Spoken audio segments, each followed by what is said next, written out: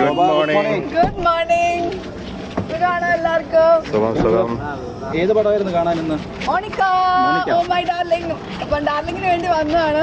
അപ്പുറം വിളിച്ചാൽ വരാതിരിക്കാൻ പറ്റുമോ? സോ എല്ലാവരും സിനിമ കാണണം, സപ്പോർട്ട് ചെയ്യണം. അവള് അവിടെ ഇതാണ് താരം. അയ്യോ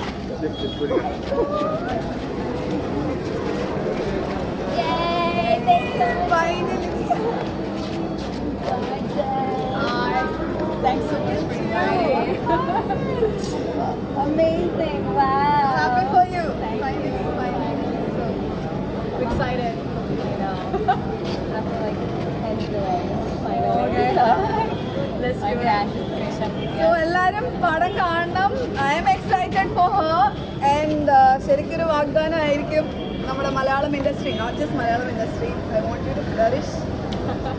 The long way to go again. So Thank you so much for coming and supporting. always. You're the best followers, seriously. From Trivandrum she came. Yes. അവിടെ വരെ വന്നു, ഇന്നലെ രാത്രി വന്ന് for this movie. ഇന്ന് തിരിച്ചു പോവാണ്. Yeah. Support your friends. Yes, that's very very important. നമ്മുടെ ഫ്രണ്ട്സ് എന്ത് നല്ല കാര്യത്തിന് നമ്മൾ സപ്പോർട്ട് ചെയ്യണം. അതിന് മാത്രമാണ് ഞാൻ ഓടി വന്നത്. Both of us are here for her.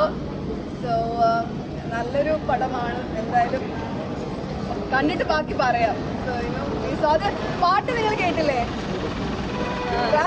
Rap ഉണ്ടായിരുന്നു. അപ്പം അത് ഷെയർ ചെയ്യണം, മാക്സിമം സപ്പോർട്ട് ചെയ്യണം. പുതിയ ബിഗ് ബോസിന്റെ അതൊക്കെ പിന്നെ അഖിൽ മാരാറും ശോഭ മാമും സോഷ്യൽ മീഡിയ ഫൈറ്റ് നടക്കുന്നുണ്ടല്ലോ. ഉണ്ടോ? എനിക്കറിയില്ല. ഞാൻ ആരുടെ അടുത്ത് ഫൈറ്റ് ഒന്നും ചെയ്യുന്നില്ല. അത് കൊടുത്തു. ഇപ്പം ആ കുട്ടിയുടെ ഒരു കുട്ടി ആത്മഹത്യ ചെയ്ത് കണ്ടല്ലോ. സോ പറയാനുള്ള ഇത്ര മാത്രം, പ്ലീസ് സ്റ്റോപ്പ് സൈബർ ബുള്ളിങ്.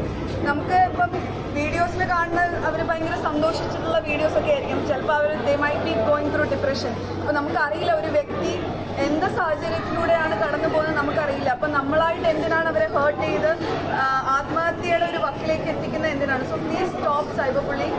മാത്രമല്ല റിപ്പോർട്ട് ചെയ്യുക. ഈ പറഞ്ഞ പോലെ ഒരു ബ്രദറോ ഹസ്ബൻഡോ അല്ലെങ്കിൽ ഫ്രണ്ടോ ഫാദറോ അവർ നമുക്ക് വേണ്ടി ഫൈറ്റ് ചെയ്യുന്നതിനെക്കാട്ടി നമ്മൾ തന്നെ സ്ട്രെങ്ത് എടുത്ത് സൈബർ കേസ് കൊടുക്കുക.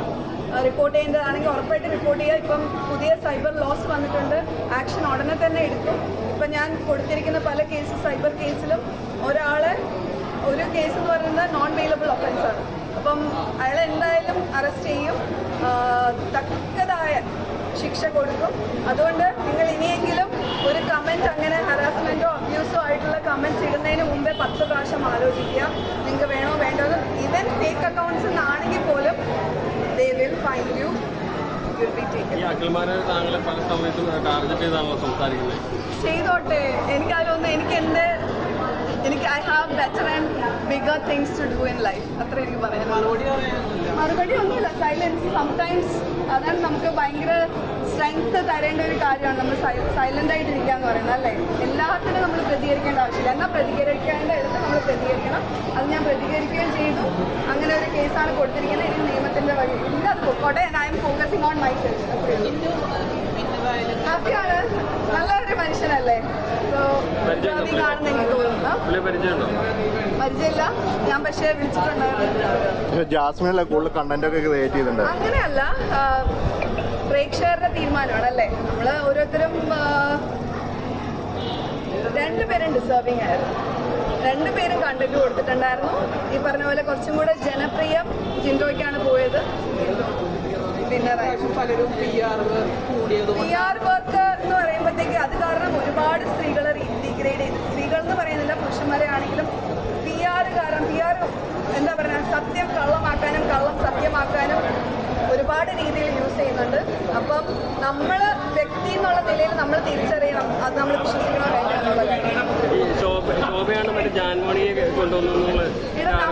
അയ്യോ, അത് ഞാൻ കേട്ടൊരു കാര്യമാണ്. ബിക്കോസ് ഞാനൊരു വലിയ ലിസ്റ്റാണ് കൊടുത്തിരുന്നത്. ജാൻമണീൻ്റെ പേര് മാത്രമല്ല, ജാൻമണി ഞാൻ ഇറങ്ങിയപ്പോൾ മുതൽ ജാൻമണി കയറണമെന്ന് ആഗ്രഹം പറയുന്നുണ്ട്. അല്ലാണ്ട് ഞാൻ മാഹിം മച്ചാൻ്റെ പേര് കൊടുത്തിട്ടുണ്ടായിരുന്നു, മിഥുൻ്റെ വൈഫ് ലക്ഷ്മിയുടെ പേര് കൊടുത്തിട്ടുണ്ടായിരുന്നു. ഞാനൊരു ലോങ് ലിസ്റ്റ് കൊടുത്തു. ഒരു 10-12 പേരുടെ കൊടുത്തിട്ടുണ്ടായിരുന്നു. അതിൽ എനിക്ക് തോന്നുന്നു കുറച്ച് പേര് മൈമിനെയൊക്കെ അത് അവളുടെ ഭാഗ്യമാണ്.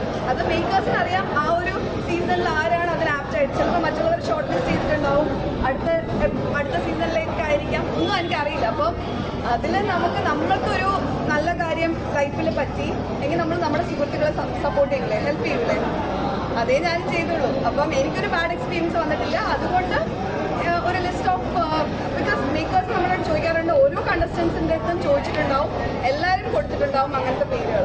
അപ്പം അതിനകത്ത് അവർക്ക് പെർഫോമൻസ് അനുസരിച്ച് അവർക്ക് എൻട്രി കിട്ടി, അത്രേ ഉള്ളൂ. Thank you.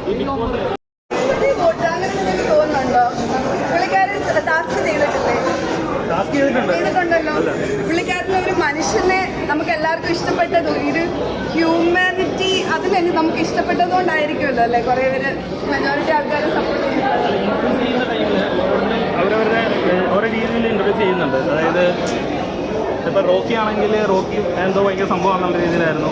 അതുപോലെ ഓരോരുത്തരുടെ സ്ട്രാറ്റജി ഉണ്ടാവുമായിരിക്കും. പക്ഷെ എനിക്കറിയത്തില്ല, നമ്മൾ എൻഡ് ഓഫ് ദ ഡേ എല്ലാ കണ്ടസ്റ്റൻസിനും അവരുടേതായ സെറ്റ് ഓഫ് പ്രേക്ഷകരുണ്ടാവും, ഇഷ്ടപ്പെടുന്നവരുണ്ടാവും, ഹേറ്റേഴ്സ് ഉണ്ടാവും, ഇതെല്ലാം ഉണ്ടാവും. അതാണ് ഈ ഒരു ബിഗ് ബോസ് എന്ന് പറയുന്ന പ്ലാറ്റ്ഫോമിൽ ഒരു അല്ലേ, നമുക്ക് പോസിറ്റീവ് മാത്രമല്ല നെഗറ്റീവ് വരും. അത് അക്സെപ്റ്റ് ചെയ്യാനായിട്ട് പ്രാപ്തരായിട്ടുള്ളവർ പോവുക, അതിന് കഴിയാത്തവർ സന്തോഷമുണ്ടോ?